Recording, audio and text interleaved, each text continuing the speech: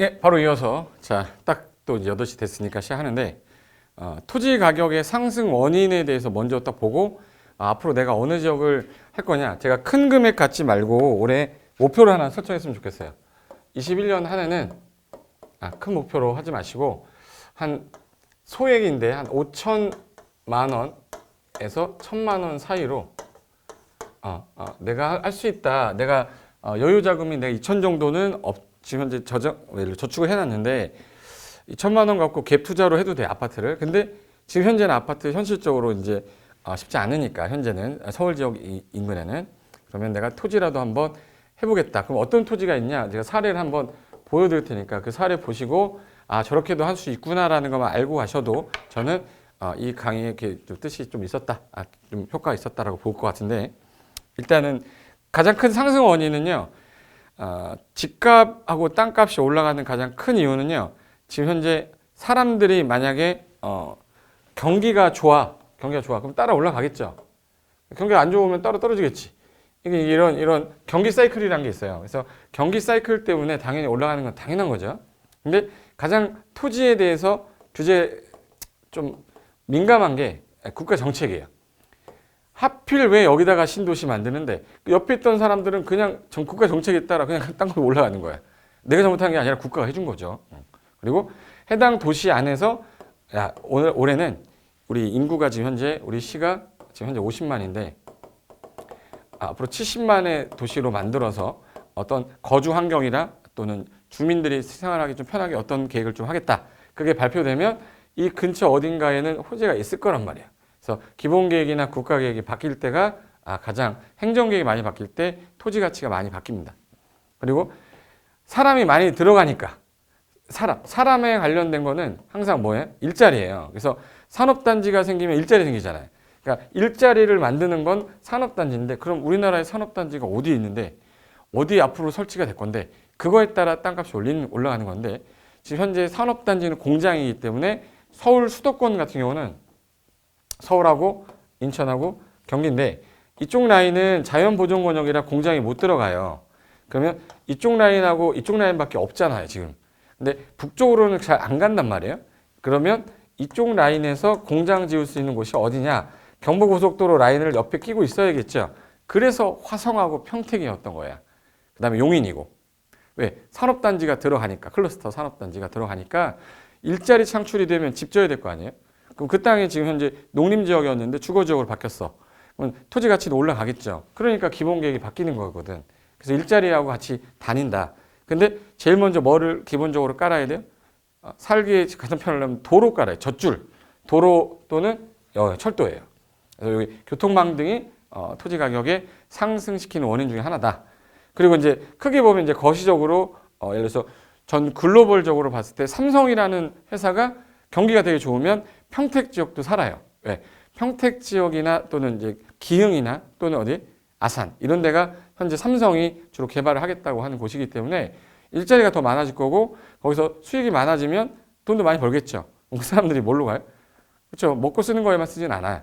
주변에 있는 부동산에 관심을 갖기 때문에 거시적으로 봤을 때는 국가 정책이 어떻게 됐냐도 중요하지만 글로벌화된 시대에 거시적으로도 좀 보고 그 안에 들어가서 어느 지역에 학교가 있고 어느 지역에 편의시설이 있고 그거 위치에 가장 좋은 위치에 있는 아파트는 어디냐 토지는 어디냐 그런 것들을 보는 게 미시적으로 본다고 해요. 그래서 최근에 집값이 많이 올라가니까 밀렸죠. 그래서 땅값이 별로 힘을 못 썼죠. 근데 아직도 경기도는요 인구가 제일 많죠. 1200만 명인데 인구 많은 곳인데 수요자도 많겠죠. 그래서 아직 땅값이 저평가된 곳이 좀 많으니까 경기도 쪽을 보되 그중에 어디냐? 화성, 시흥, 안성. 안성이 지금 저평가가 되게 많이 돼 있었어요. 그리고 화성 같은 경우는 최근에 인구 증가율이 제일 높았던 도시 중에 하나가 또 화성시였고 그리고 전 세계적으로 아주 부동산에 대해서 좀 관심이 좀 많으신 분들 중에서 알겠지만 거기서 조사한 바에 따르면 전 세계에서 앞으로 어떤 도시가 가장 발전 가능성이 높냐 해서 전 세계를 기준으로 했을 때 우리나라가 3위를 했는데 그 3위 도시가 화성이었습니다. 화성. 왜? 일자리 창출이라는 거겠죠. 그리고 삼성전자는 어떤 거대 기업이고 현대차 같은 경우는 지금 현재 전 세계적으로 이제 예전에 닛산에 밀리고 일본 차에 밀리다가 지금 현재 일본 차를 앞질렀어요. 전기차도 그렇고 수소 전기차도 그렇고. 그리고 기아는 뭐 현대랑 같이 다 가니까. 그리고 향납읍이면 어디냐면 화성입니다. 화성. 그래서 제약회사 등이 기업체가 막 들어가서 일자리 막 풍부해졌어요. 그러다 보니까 동탄이 많이 뜬 거죠. 미분양됐던 그 암흑의 도시가 지금은 떴어요. 왜 일자리 들어가니까 당연히 사람들이 집을 사야 되니까. 그리고 병점역 이런 주변에 인구가 급증하고 있다. 근데 우리가 평택이 그냥 2년 전만 해도 그냥 평택은 항상 신문에 나왔었어요. 그런데 그렇게 개발 막 한다 해가지고 했다가 무산된 게 많다 보니까 상대적으로 이거 안 되는구나. 왜? 사람이 안 들어오니까 되는 모습이 안 보이는 거예요. 근데 지금 착공해가지고 막 진행 중인 것도 많아요. 완료가 되지 않았단 말이에요. 완료가 되면 한 번의 상승은 또 있을 거예요. 주식이라는 게 예를 들어서 3,000원일 때 나는 1,000원짜리 막 사다가 3,000원짜리 못 사. 에이 비싸 이거 사자. 하다가 어느 날 얘가 3만 원 돼 있어요. 3만 원 돼 있어. 근데 이때는 못 사요. 왜? 옛날 3,000원일 때 안 샀기 때문에. 근데 나중에 얘 30만 원 돼 있습니다. 이때 샀어야지 10배 올랐는데. 그러니까 시기라는 게 올라가는 시기가 확정이 돼 있다면 중간에라도 들어가는 게 맞다고 저는 보고. 자, 그러면은 지금 현재 우리 아까 철도라고 했던 것 중에서 지금 현재 KTX 노선이 약간 바뀌었는데 기존에는 이제 원래 킨텍스였었다가 운정까지 들어갔죠. 운정 신도시 요쪽 라인에 요 외곽 쪽에. 그리고 여기 보시면 덕정은 없었는데 새로 신설됐고요. 여기 수원도 연결하는 걸로 봤어요. 예, 개정되기 전하고. 그리고 송도에서 시작해서 여기 와서까지 가는데 인천 송도가 좋긴 되게 좋은데 멀어요. 서울에서. 그거 하나 때문에 얘가 저평가돼 있었어. 막 오르다가. 근데 GTX B 노선이 만약에 완공이 된다면 저는 충분히 송도나 청라는 가능성이 있다고 보는 지역이라서 그쪽 주변에 토지를 조금 매입해두면 한 5년에서 한 10년 내가 묻어두겠다. 그런 지역 중에 하나가 송도, 청라 이런데. 그리고 이쪽 라인에서 이게 교외선인데요. 이게 아직 완공은 안 됐는데 여기 완공이 되면 경기도권을 이렇게 순환할 수 있어요. 순환하는데 걸리는 것이 여기 당아래라는 게 부천 종합운동장입니다. 그리고 요 대곡이라는 것이 여기 GTX 노선이고 대곡하면은 3호선도 있고 대곡역 있죠. 경의 중앙선 들어가죠. 그리고 3호선 들어가죠. 그리고 이제 GTX 들어가죠. 여기 뭐 있어요? 또 여기 교외선까지. 그러니까 요 대곡에서 여기 소사선까지 연결을 하게 되면 요 소사선하고 여기 연결이 되는 요 지역에 보시면 그 철도가 연결이 돼서 여러 군데로 빠지는 사통팔달이 되는 지역이라. 근데 여기 지역 자체가 저평가되어 있는 지역이어서 최근에 이거 발표되고 난 후에 많이 올랐죠. 그럼 그때 처음 발표됐을 때 그때 제가 강의할 때 이쪽 주변에 땅 괜찮습니다라고 했을 때 그때 들어가신 분들은 이미 뭐 2배 이상 올라갔지. 근데 지금도 들어가도 늦지 않냐? 매물이 없어요. 안 나와. 올라갈 거기 뻔히 보이는데 누가 팔겠어요? 그리고 이제 이 라인으로 가면 수원 있죠. 수원이 또 여기 연결이 됩니다. 수원이. 여기 또 연결이 되는구나. 쭉 올라가다 보면 별내 있죠. 별내가 여기 있어. 별내. 요 교외선에서 연결되는 이 라인이고, 그다음에 이제 중간에 여기 진접까지 가는데 중간에 바로 연결되는 게 창동이에요. 그럼 이제 서울 안에서 GTX의 어떤 효과를 볼 수 있는 곳이 어디냐 그러면 서울 안에서는 창동, 중간에 연신내 있죠. 연신내 여기 있다. 연신내. 그리고 여기 보시면 당연히 이제 서울역은 뭐 최고의 지역이죠. 근데 청량리라는 데가 있어요. 청량리는요, 지금 현재 우리나라 지하철 중에서 제일 많이 들어가는 노선이 10개 노선 들어갑니다. 도심지 내에서 보니까 창동, 청량리, 강북이 좀 많네. 근데 삼성은 또 대박이죠. 게다가 강남권이잖아. 여기는 우리가 이제 범접을 할 수가 없죠. 슬픈 일이지만. 그러면 대체제로 청량리, 대체제로 창동 안 되면 어떻게? 의정부 가야지 어떻게? 그래서 제가 아까 의정부 얘기한 겁니다. 근데 여기 보시면 안산선도 있어요. 이게 안산선은 그냥 좀 늦어서 얘는 GTX가 들어가는 것은 아니기 때문에 GTX가 들어가는 것은 의정부예요. 선택하라고 그러면 저는 의정부가 더 낫다고 보는 거지. 자, 그러면 여기 3기 신도시 위치를 볼게요. 자, 여기 남양주이고요. 여기가 창릉. 그리고 여기가 하남 교산지구, 부천 대전 인천의 이제 대장지구인데 요 3기 신도시가 발표가 됐으면 자, 얘 안쪽으로 가기 위한 지역들 있죠. 요 안쪽, 이 안쪽의 토지는 가격이 올라갈 수밖에 없어요. 왜 그러냐면 이게 중심이잖아. 그럼 이제 가격으로 따지면 이렇게 표시를 했을 때 중심부 가격이 제일 높고 외곽으로 갈수록 떨어지잖아. 이렇게 이걸 지가 9배 1원이라고 하는데 그게 딱 떨어지진 않겠지만 중심부로 갈수록 가격은 상승한다예요.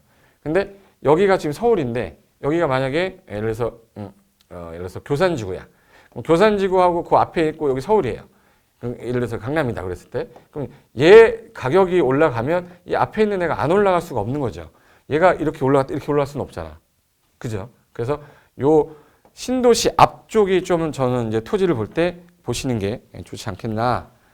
자, 그래서 자, 하남 교산지구 여기 남양주 왕숙지구 요 라인 그리고 하남 교산지구에서 요 라인 그리고 부천대장의 이쪽 라인 그다음에 창릉지구 앞에 있는 라인인데 여기 향동지구라고 있어요. 향동지구라고 그쪽도 지금 현재 개발 엄청 되고 있죠. 그리고 네 가지 지역 중에서 아파트 가격이 가장 많이 오를 지역은 당연히 강남권에 인접한 하남일 거고 하남이 올라가게 됐는데 얘가 안 올라가냐 그럴 수 없거든요. 근데 요 라인에 현재 개발 제한구가 묶여 있어요. 근데 풀릴 수 있을 만한 지역 아니면 조금 오래 묶어놔도 될 지역 그런 지역을 보자는 게 제 생각인 거고 그리고 여기 서울과 신도시 사이라고 그랬죠. 도로에 접한 한 200평 정도 되는 농지라도 나오면 한번 묶어두자. 그래서 올해 하남 교산지구 같은 경우는 2021년에 공급한다고 그랬는데 좀 늦어질 것 같긴 한데 여기가 지금 가구 수가 32,000 가구예요. 왕숙지구가 2배는 가는데 얘는 들어와서 노원이지만 얘는 들어와서 강남이에요. 그리고 창릉 같은 경우도 거의 비슷해. 38,000에서. 그럼 여기서 가장 큰 지역이 어디냐 그러면 당연히 왕숙지구지만 하남 교산하고 창릉이 거의 유사하고요. 그리고 이제 과천은 세대수가 너무 적어서 신도시라고 하기는 좀 그래서 과천 좋죠. 과천은 뭐 서울이지 서울. 이건 신도시라고 할 수가 없죠. 서울이에요. 그래서 서울특별시 과천구라고도 하잖아. 누가 그래? 제가 그래요. 자 그러면 요 노란 색깔로 제가 표시하는 이런 지역들을 내가 좀 더 눈여겨본다 그러면 얘를 어디서 볼 건데 지금 현재 택지개발지구가 어디까지야 그런 걸 확인하기 위해서 제가 인터넷으로 잠깐 들어가서 확인 좀 시켜드리겠습니다. 자 일단 인터넷을 들어가시면은 저 카페 아시죠? 제 카페에 들어가서 네이버에서 제 이름 치면 나오는 거 아시죠? 고상철. 자 치시면 여기 고상철 교수의 토지 투자와 부동산 공법 스터디라고 하는 여기 누르시면 메인 화면이 나오는데 그 밑에 제가 최근에 생긴 사이트도 제가 또 링크를 해서 넣었어요. 이번에 새로 토지 이음이라고 해서 토지 이음 들어보셨죠? 요게 2월 1일자로 누리스하고요. 예를 들어서 토지 이용 정보 시스템하고 기존에 있던 도시계획 관련된 사이트를 한꺼번에 통합시켜 버렸어요. 그래서 이 사이트가 되게 좋아졌습니다. 그리고 여기 보시면은 월드 지도라고 있는데 월드 지도라는 거 있고 그다음에 보통 이제 우리 지도를 볼 때 V월드라고 해서 3차원 지도를 볼 때 쓰는 건데 여기 택지 정보 시스템이라고 있는데 요 택지 정보 시스템을 눌러 보시면 자 여기서 현재 어디를 개발하고 있냐 해서 택지 정보 시스템에서 그 지도상에서 다 표시해 주는데 여기 인터넷이 조금 느릴 수도 있어요. 그래서 눌러가서 엔터 한 번 더 치시면 돼. 지도 서비스 누르시고 그 다음에 여기를 이제 이렇게 확대를 하시면 빨간 색깔이 보일 건데 자 여기 보시면은 지도상에서 여기 하남시청이라고 보이는 여기 빨간 색깔이 지구 지정된 요 놈이 이게 하남 교산지구예요. 확대 한번 해보겠습니다. 여기가 하남 교산지구 공공택지지구라고 되어 있을 거예요. 빨간 색깔로 되어 있는데 이게 하남 교산 공공주택지구라고 돼. 이게 하남 신도시예요. 그럼 요 라인으로 확대해 보면 자 여기는 들어갔는데 여기는 안 들어갔죠. 지적으로 한번 볼까요? 지적으로 지도를 자 내가 만약에 지도를 볼 때 토지 용객도 보겠다 그러면 체크하시면 되고요. 이렇게 가구객지 경계, 뭐 주택사업 추진량 다 보겠다 그러면 되는데 제가 지금 사업지구 경계로만 일단 볼게요. 용도지역, 도시지역 보고 싶다 그러면 관리지역, 농림지역 다 보고 싶다 체크하시고 자 그러면 녹색이 지금 현재 녹지지역인데 요 라인 얘네들은 신도시 안 들어갔단 말이에요. 그럼 이 라인 근데 경매로 나온 물건이 나왔는데 이 도로 꼈는데 이렇게 해서 농지가 나와 있는 거야. 그러면 신도시 진입하는 도로죠. 그럼 나중에 이거 확장되겠죠, 이거?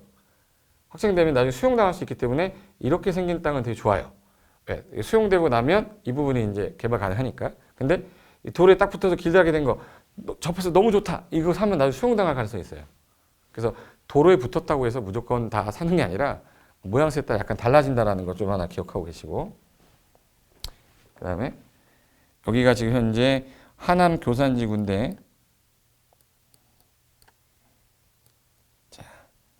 여기 보시면은 이거 좀 지우겠다.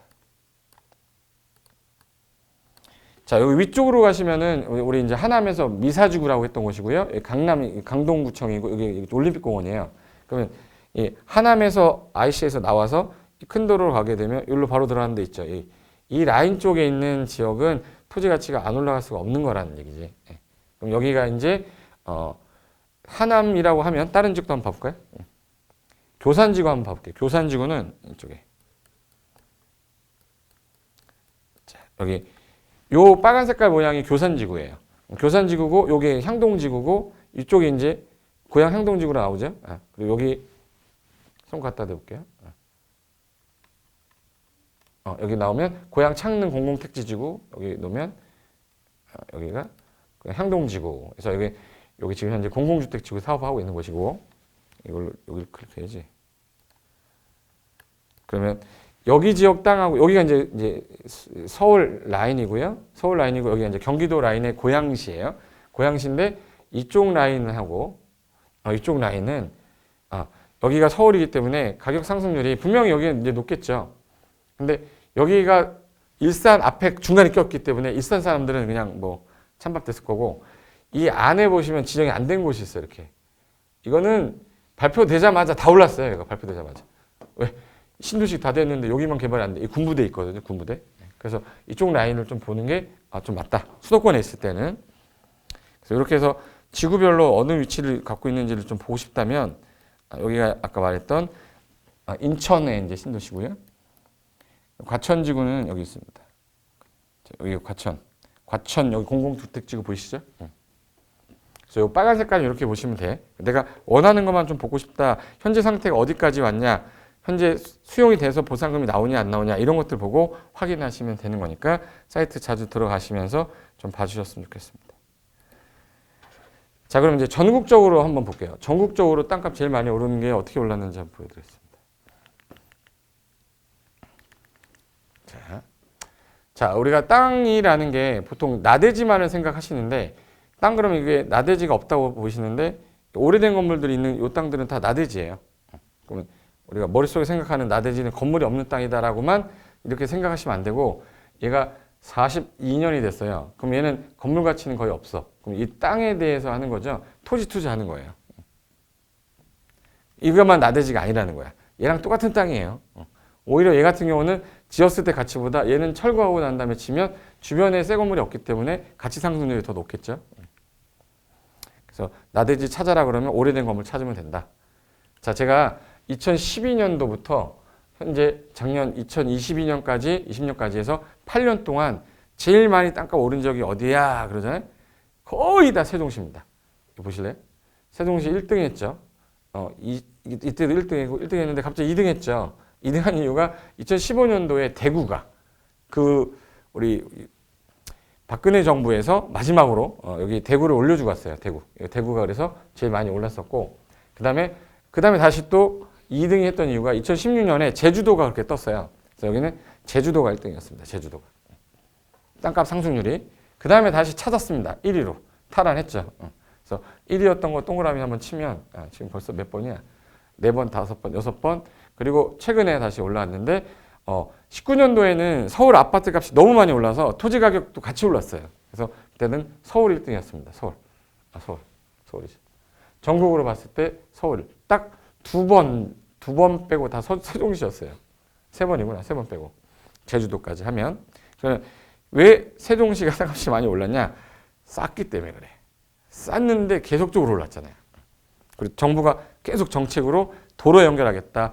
세종 고속도로 연결하겠다. 이런 말 나오니까 안 오를 수가 없죠. 그래서 현재 우리 수용 보상금이 풀리는 지역이 제일 많은 지역이 어디냐면 이 공공주택지구 3기 신도시 포함해서 30조, 그러니까 거의 48조 중에서 거의 대부분이죠. 도시개발, 산업단지, 민간 해가지고 사회간접자본에서 거의 제일 많은 비중 차지하는 게 신도시예요. 3기 신도시 아까 봤던. 그럼 그 돈이 풀리면 어디로 가냐? 하나 보여줄게요. 제가 아까 2012년부터 2020년까지 봤는데 11년을 안 했었죠. 11년은 왜 안 했냐면 이거 물어보려고.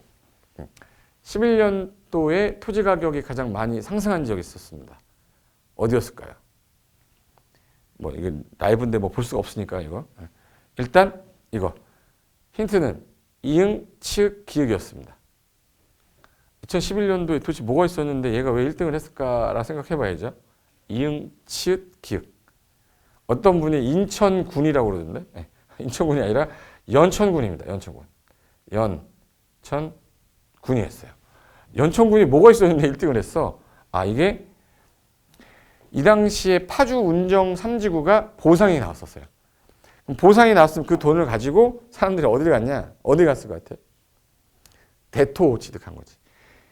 세금을 너무 많이 내니까 일정 부분의 대토를 취득하려고 했더니 그 밑에 쪽은 토지거래 허가 구역이에요. 그러니까 위로 간 거죠. 위로. 파주에서 위로 연천으로 간 겁니다.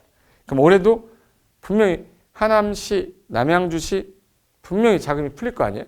그럼 어디론가 튀일 거 아니에요? 그죠? 튀면 그 앞쪽으로 튈 거라고. 그렇게 생각하시면 돼요.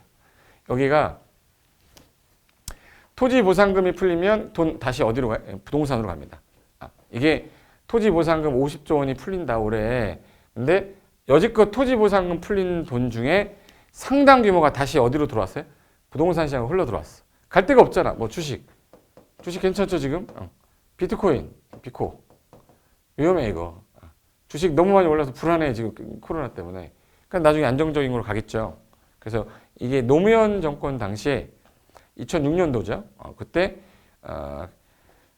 거의 131개에서 토지 보상금을 받았던 주인 2만여 명하고 가족들이 받은 총 금액이 6조 원이었는데 절반가량의 3조가 다시 들어왔어.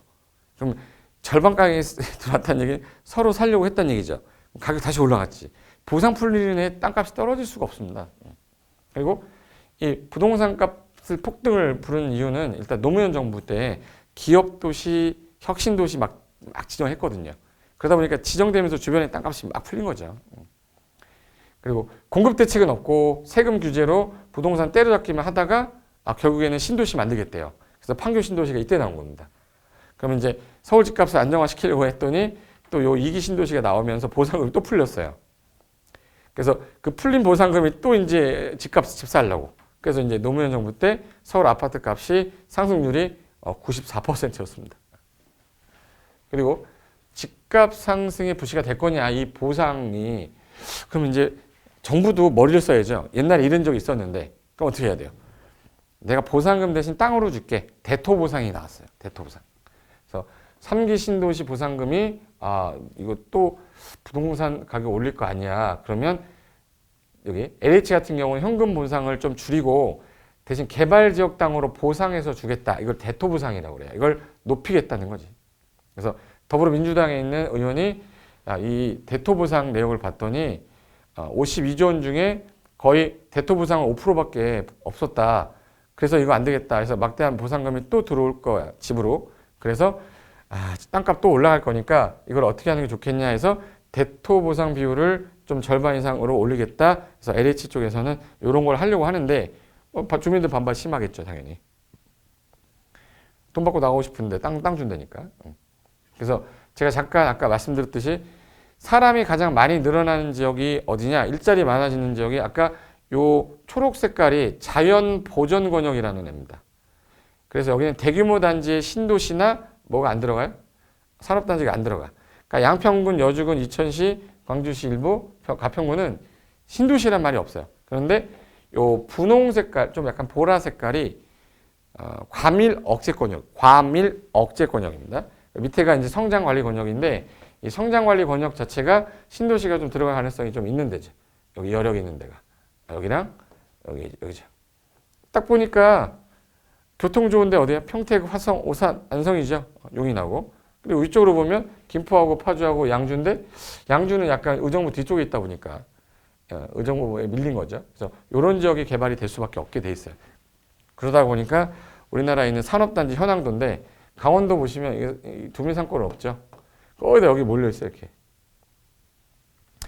경기도 아랫부분 평택하고 화성하고 안성, 천안, 아산, 여기 당진 뭐 이렇게 있는 거예요. 그럼 이쪽 라인은 앞으로도 중심적으로 인구가 가장 많이 늘어날 지역으로 보고 계시고 앞으로 이 오른쪽보다 이 밑에 쪽보다는 이쪽을 위주로 보시는 게 맞다라는 겁니다. 일자리가 계속 충분한 지역이기 때문에.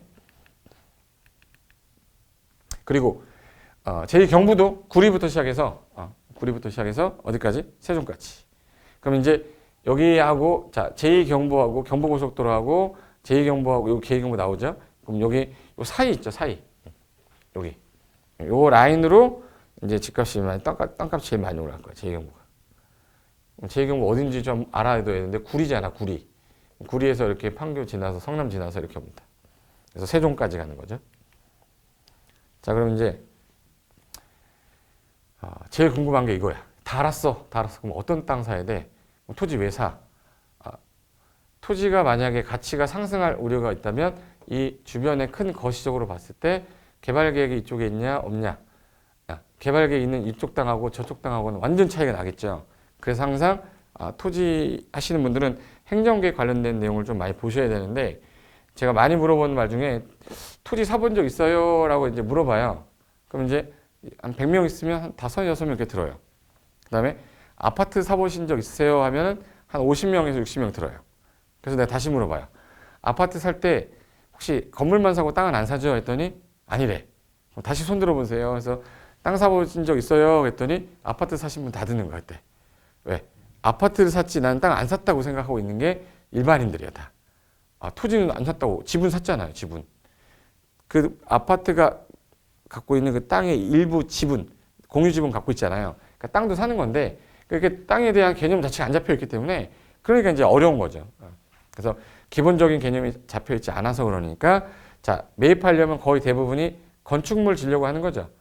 건축물을 지을 수 있는 땅인데 조그만 땅이라도 지을 수 있으면 전 무조건 사라고 하는 거거든요.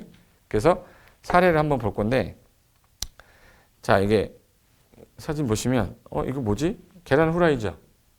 계란 후라이인데 이게 서울시 지도랑 똑같이 생겼어요. 근데 여기 뭐죠, 이거? 이거 뭐라고 그러지? 노른자. 서울의 노른자 위는 강남, 서초, 송파예요. 네, 송파, 강남, 서초예요. 이거 강남 3구라고 그러잖아. 얘네가 땅값이 얼마나 올랐는지 한번 보세요. 강남구가 전국토의 0.04%라면 땅값 총액이 이게 2011년도 발표할 때 152조였는데 여기 보시면 3개 구를 다 더한 게 0.1%지만 이 다 총액을 더하면 365조인데 전라남북도나 충청남북도를 더한 것보다 얘가 더 커요. 경상남북도랑 강원도 다 더해도 얘가 더 큰 거야. 그러면 이 조그만 땅 0.1%밖에 안 되는 땅이 땅값이 비싼 거잖아요. 왜? 인구가 많이 살거든요. 여기. 기반시설이 잘 돼 있거든요. 일자리가 많거든요. 그러니까 질 수가 없는 거지. 누구나 나 여기서 살고 싶은데 못 사니까 일로 가는 거죠. 저도 마찬가지고. 저는 어렸을 때 여기 송파구 여기 쪽에 살았거든요. 잠실 쪽에 살았는데 제가 살 때 친구들한테 너 어디 살아? 그래서 잠실 살아 그러면 와 그랬어요. 근데 저희 집 잘 살지는 않았어요. 근데 이미지가 이미 비싼 동네인 거죠. 부자면 제가 강의하고 있겠습니까? 못 사니까 강의하고 있죠. 그래서 강남 개발되기 전의 모습인데 1970년대 사진입니다. 그리고 그 당시에 영동지구 개발되기 전에 여기 이쪽이 개발되기 전에가 모습이 이렇게 생겼었어요. 이 모습이었어요. 영동 신시가지 개발할 때. 그래서 옛날에 서울이 이렇게 됐고 여기 성남이었습니다. 근데 성남에서 72년도에 광진구로 이게 들어갔다가 여기 한양 가려면 여기 건너서 가야 돼요. 그래서 말죽을 끓여 먹고 쉬고 간다고 해서 말죽거리가 양재동이에요. 말죽거리가 말죽 준다 그 얘기예요. 그게 시골 서울 들어가기 전이었어. 근데 이게 지금은 서울로 들어가 버렸죠. 영동지구 개발되면서. 그래서 옛날에 영동에서 만약 이사 오면 촌뜨기라고 놀렸습니다. 촌뜨기라고. 야, 영동에서 이사 왔대. 근데 지금은 우리 영동, 강남에서 산다 그러면 이렇게 안 되잖아. 반대로 됐죠. 옛날 만화에도 이렇게 나왔는데. 그리고 72년도 강남은 개발이 안 됐고 강북이 개발돼 있어서 위아래가 보면 여기가 안 돼 있었죠. 그래서 구획 정리하기가 쉬웠고 그 당시 72년도에 땅값 상승률이 보시면 평당 200원 정도 됐던 게 강남 땅값이었어. 저기. 근데 2004년도 자 평당 1억 됐습니다. 그러니까 50만 배가 늘었어. 30년 사이 50만 배. 2배가 아니라 10배가 아니라 50만 배가 늘었어요. 이때 짜장면으로 따지면은 짜장면이 그 당시 100원이었는데 지금 5,000원이야. 그럼 몇 배 올랐냐면 50배 올랐죠. 물가는. 근데 50만 배 올랐어요. 50만 배. 그만큼 지리적인 위치도 좋았고 이때 이 땅을 알았으면은 이거를 알고 그때 당시로 타임머신을 타고 가서 제일 먼저 할 일은 땅 사는 겁니다. 타임머신 누가 개발하시면 갑시다. 어디로? 강남으로. 200원일 때. 그래서 엄청 사나갖고 기다리는 거죠. 그래서 이게 아까 전에 말씀드렸던 여기가 성동구였고요. 성동구였었어요. 옛날에. 그리고 나중에 95년도에 성동구, 강동, 송파, 강남, 서초 이렇게 나눠진 거죠. 옛날에 여기가 한양이라고 그랬죠. 그래서 여기가 말죽거리죠. 넘어가기 전에 잤던 곳. 지금 서울 모습 보시면 인구가 제일 많은 데가 송파입니다. 송파. 그 다음에 많은 데가 노원도 많고 강서구도 많아요. 그 다음에 강남. 인구 제일 적은 데가 여기 금천입니다. 금천. 딱 들었을 때 많이 들은 데가 많아요. 그중에 송파 같은 경우는 아파트 단지가 많았죠. 그러니까 주거 인구가 많고 여기 상주 인구가 아니라 일자리죠. 그러다 보니까 여기 지역이 인구가 제일 많이 몰려 살다 보니까 아파트 가격이 제일 비싼 동네가 송파구가 된 거지. 그럼 이제 여기를 밑으로 가면 과천이 나오고 여기 강남 밑으로 가면 판교가 나와요. 당연히 이제 과천은 거의 서울인데 판교 같은 경우는 시골이었던 데가 신도시가 된 거잖아요. 저는 그래서 판교가 좀 더 가능성이 또 있다고 좀 보는 이유가 뭐냐면 판교에는 일자리를 만들어 놨어요. 판교는. 그리고 강남 쪽도 마찬가지인데 요거 강남은 요 지도를 보는 게 제일 나을 것 같아. 자, 이게 도로거든요. 강남 쪽에. 구획 정리한 건데 이 도로 밑으로 뭐가 지나가냐면 지하철이 지나갑니다. 다 지나가요. 그러니까 웬만하면 내리면 다 지하철 역세권이에요. 여기 가도 지하철, 절로 가도 지하철, 2호선, 7호선, 9호선 막 가죠.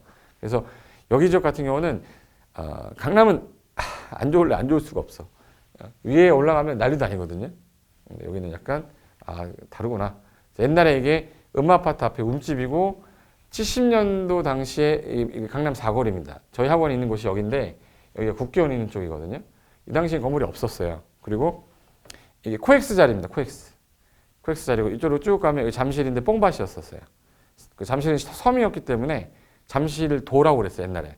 잠실도가 매립을 하면서 잠실이 된 건데 이 라인에서 이거 올라간 게 보시면 여기 제가 요 바늘을 왜 보여드렸냐면 이때 당시에 땅을 조금이라도 어딘가 살았으면 지금 평당 삼성동은 3억이 넘는데 그래서 제가 하는 말 중에 하나가 바늘 꼽을 수 있으면 땅 사라 이 얘기하는데 바늘만 꼽으면 그게 한 평이든 두 평이든 땅을 갖고 있으면 나중에 언젠가는 분명히 내가 당장 수혜를 못 받더라도 누군가는 받을 거라는 겁니다.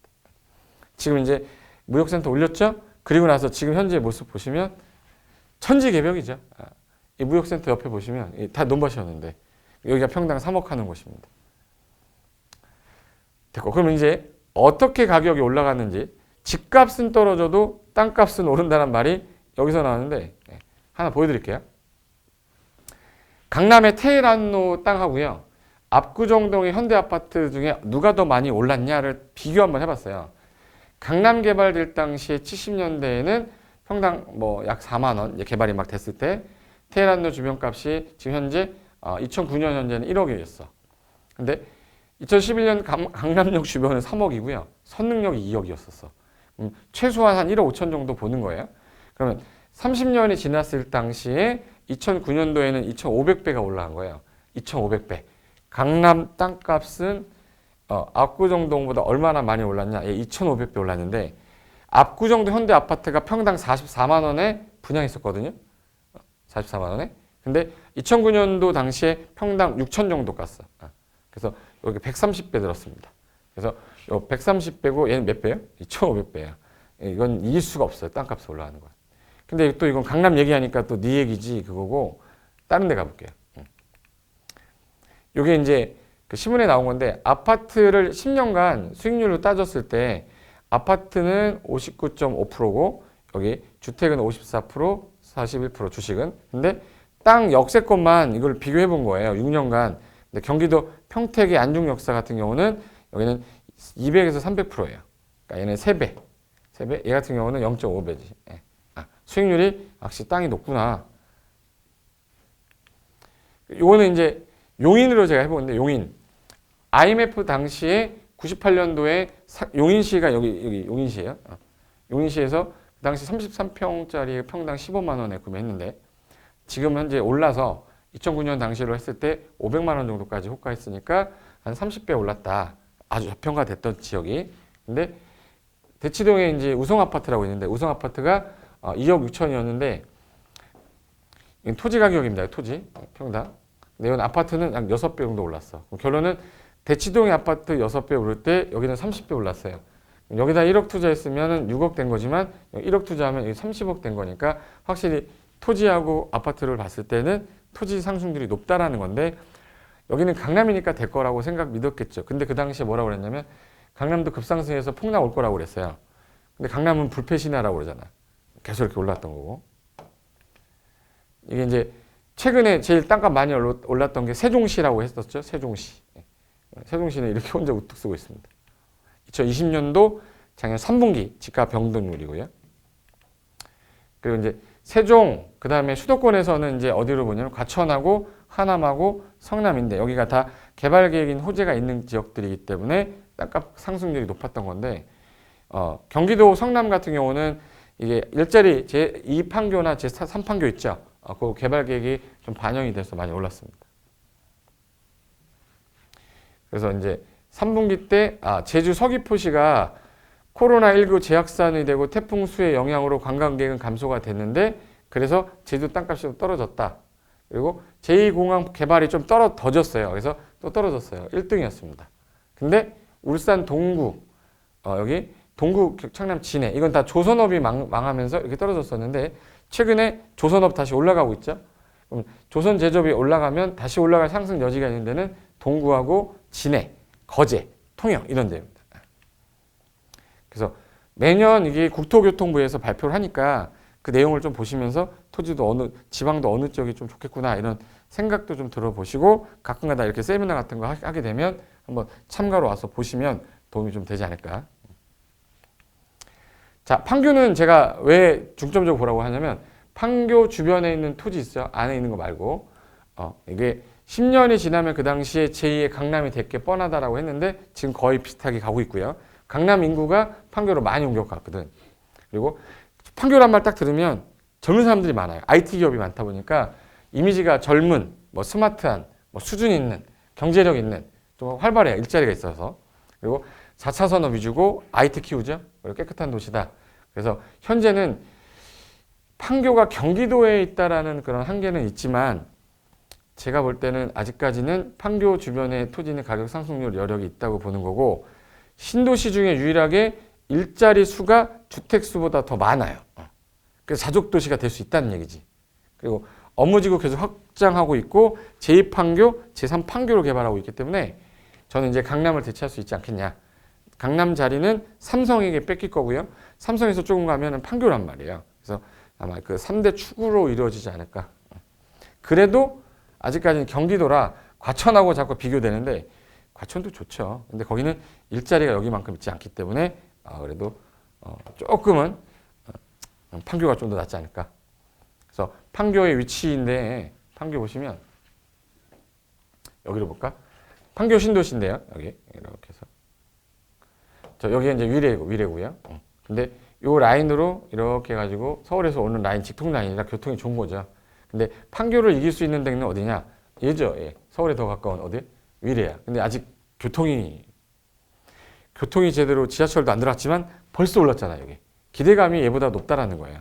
지금은 판교가 이기고 있어도 조만간 이제 1위 탈환할 애는 위례겠지만 위례는 이제 세 개 시가 걸쳐 있어서 뭐 특정 어느 지역이냐 이걸 구분하는 걸 좀 아시면 될 것 같고 그 안에 연접되어 있는 이 토지들도 좀 같이 보시라는 거예요. 저는. 그래서 아파트랑 같이 설명을 드린 거기 때문에 설명을 드린 거고 그래서 판교 그러면 일자리 정부가 미는 어떤 IT 지원하는 교통 좋죠. 제2경부도 있지 경부도 있지 강남에서 제일 가깝죠. 그래서 일자리가 많은 곳으로서 젊은 사람들이 있기 때문에 이 테크노밸리라든지 일자리로 인해서 아마 중심이 되지 않을까. 그래서 강남을 누가 이기고 삼성 개발 끝나고 나면 이제 이 두 개 축으로 강남은 계속 일자리가 있겠지만 어느 확 올라갈 수 없는 곳이에요. 거기는. 자, 이건 교통망이고. 자, 이제 마지막으로 제가 토지는 왜 이걸 보여드리냐면 관심을 가지면 좀 보이는데 제가 의뢰 왔을 때 3천만 원 정도 여유 자금을 갖고 토지를 매입하려고 하는데 이 토지 괜찮겠습니까? 라고 맨 처음에 벌써 몇 년 전이야. 한 8년에서 10년 된 것 같은데 요때 3천만 원짜리 땅이 있냐라고 해서 있죠 했는데 그걸 갖고 왔더라고요. 요 땅을 갖고 왔는데 요 땅이에요. 생긴 건 별로 안 이뻐요. 안 이쁜데 주변 여기는 농지고요. 이쪽에는 아파트 단지가 들어와 있고요. 여기는 이제 공장, 창고 뭐 이런 것도 많은 데였었어요. 근데 이렇게 보면 잘 안 보이는데 거시적으로 보고 자, 요 땅이었는데 28평 대지였습니다. 평당 90만 원이었어요. 되게 쌌죠, 그 당시에. 그래서 2,500만 원 정도로 매입할 수 있는 땅이 나왔는데 갖고 왔길래 무조건 사야지 이거. 무조건 사야지. 왜? 도로에 붙어 있잖아. 붙어 있는데 뭐도 가능해? 건축. 뭘 줘도 질 수 있는데 어떤 걸 선택하냐에 따라 뭐 운명을 좌우하겠지만 일단 건축 가능해요. 자, 매입 전에 주변 토지에 대해서 전망을 자 전체적으로 봤을 때 과연 이 토지가 사람들한테 가치가 있을 것으로 보이냐. 그래서 멀리서 보면 요 위치였는데 여기가 일산 가는 것이에요. 여기가 경의중앙선인데 이쪽이 여기 야당역이고요. 운정역, 야당역, 탄현역입니다. 여기가 그 아파트 단지 되게 많은 큰마을 현대라는 아파트 단지 쪽이고 여기가 이제 덕이동 도시개발구역 이쪽이 이제 운정신도시. 그러면 도로를 탈 때 이쪽으로 쭉 가야 여기 제2자유로 나오거든요. 근데 여기 있는 사람들이 나갈 때 이렇게 해서 나가요. 여기 걸쳐서 가죠? 나가서 이쪽으로 가게 되면은 외곽 타는 사람들이고, 외곽이래. 그 자유로 통해서 이제 강남 갈 사람들이고요.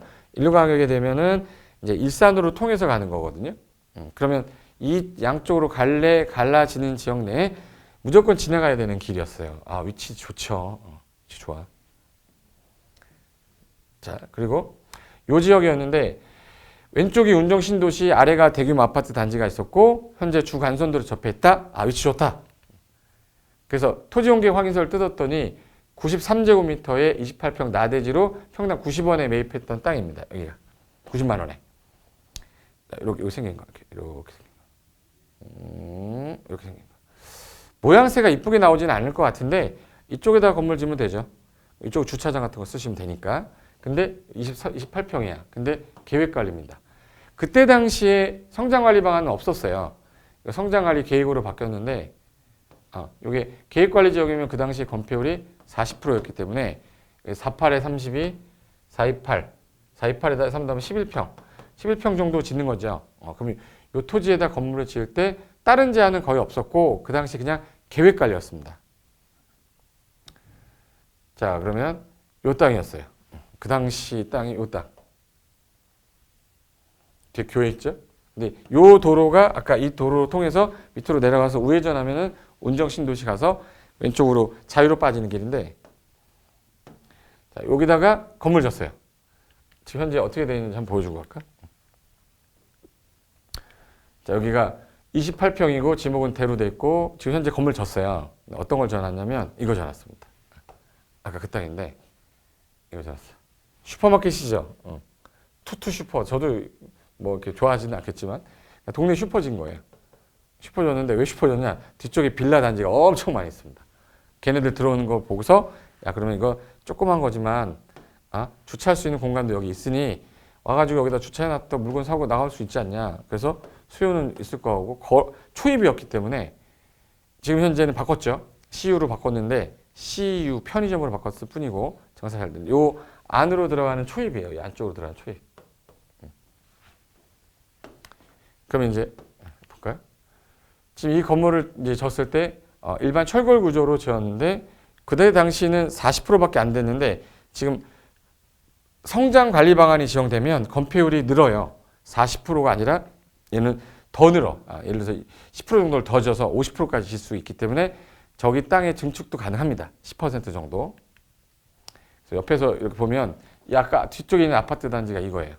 칸마 현대고 여기 이제 이 안으로 들어가는 거고요. 저 주차장이 뺀 거지.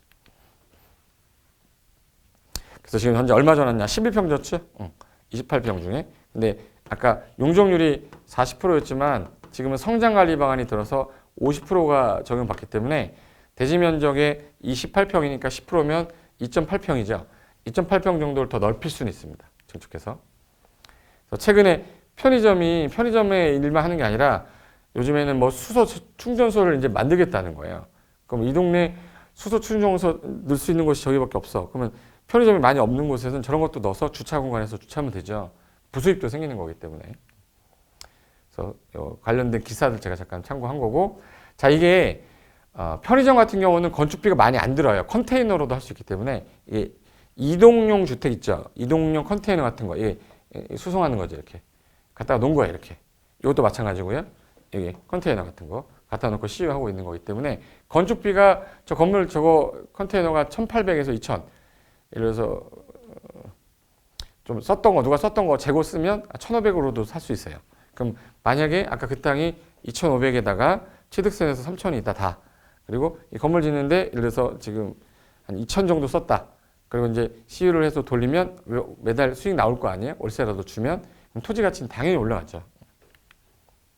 자, 이 땅 예전에 살 때 이게 벌써 10년 넘었다고 그랬죠. 2007년. 그때 당시 91만 원 주고 산 건데 2007년도 전에 거래될 게 없었어요. 다 15년도인데 여기 보세요. 9년도에도 221만 원으로 올랐잖아요.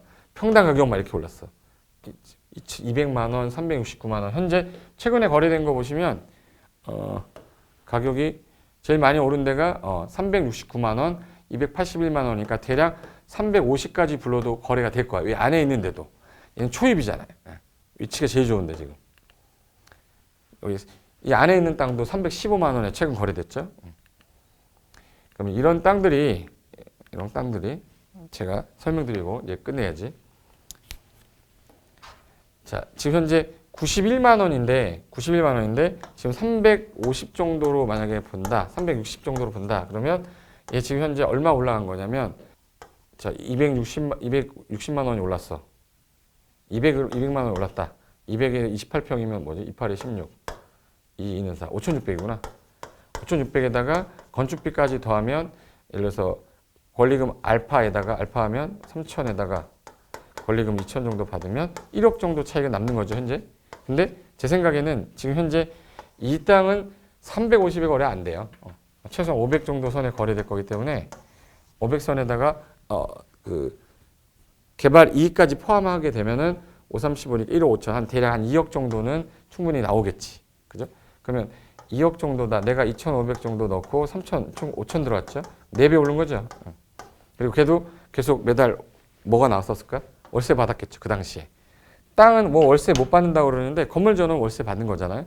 그래서 그렇게 생각하시고 이런 것들도 있구나. 이 주변에 있는 땅들 중에서 그럼 나는 뭐 매매로 나온 게 있는데 여기다가는 내 건물 줘볼까? 뭐 이런 생각들도 해보셔야 되는데 지금은 금액이 너무 많이 올랐기 때문에 생각을 좀 해보시고 하시는 게 좀 좋지 않을까. 자, 그래서 2021년에 여러분이 집을 꼭 사야겠다라는 분은 꼭 목표를 집을 하나 사시고요. 집을 가지고 있다 그러면 나는 내가 이 돈을 좀 썼을 때 잃어버려도 좋을 정도로 신경 안 쓸 정도의 금액이라면 한번 도전을 한번 해보시는 게 어떨까. 저는 제 인생 전부 걸고 샀었거든요. 근데 여러분은 그렇게 하지 마세요. 얼마나 힘든지 몰라. 그래서 여윳돈을 가지고 한번 도전해 보시고 그 다음에 도전했다가 또 바뀌면서 이 집문서라고 그러죠. 등기부등본이 쌓이는 느낌이 어느 순간 이거 되게 취미처럼 느껴지면 부동산 공부를 안 할 수가 없습니다. 그렇게 되셨으면 좋겠고 2021년 신축년 꼭 이제 곧 구정인데 여러분 새해 복 많이 받으시고 2021년 지금 12개월 몇 개월 남았어요. 지금 11개월 정도 남았죠. 그 남은 기간 동안 꼭 좋은 일 있으시고 대박 나시기 바랍니다. 저는 여기까지 하고 다음에 기회 있을 때 다시 뵙겠습니다. 오늘 여기까지만 하겠습니다. 자, 수고하셨습니다.